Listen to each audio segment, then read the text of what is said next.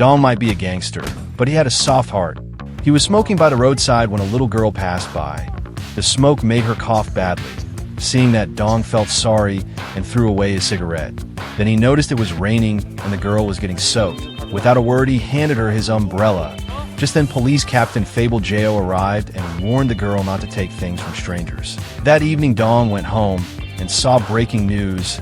Another little girl had been murdered at the crime scene. The same umbrella was found. His blood boiled. Furious, he gathered all the gangsters in the city. They searched every alley and every road. Finally, they found the killer. Dong wanted him torn apart alive. They split into 3 groups to chase him. But then Dong's closest brother Wuching was killed by the murderer. Hearing his last words, Dong promised that the killer would not escape.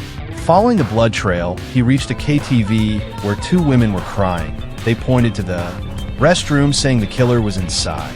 Dong kicked the door open and beat him brutally. His rage unstoppable. He smashed the man into the ground and kept hitting him for an hour, then dragged him out and slammed a chair over him. When he was about to stab him, Captain Zhao arrived and demanded he hand the killer to the law. That moment brought Dong back to his senses, realizing he was now a wanted man himself. All his brothers were arrested. The killer didn't confess and destroyed all the evidence. Even Captain Zhao was furious and wanted to kill him. In court, the killer was about to walk free for lack of proof. The victims' families cried helplessly. Then Dong entered the courtroom. He took off his shirt, showing the scars. "These are the knife wounds that man gave me," he said. The evidence was clear. The court sentenced the killer to death. But Dong thought that was too easy when the killer arrived in prison.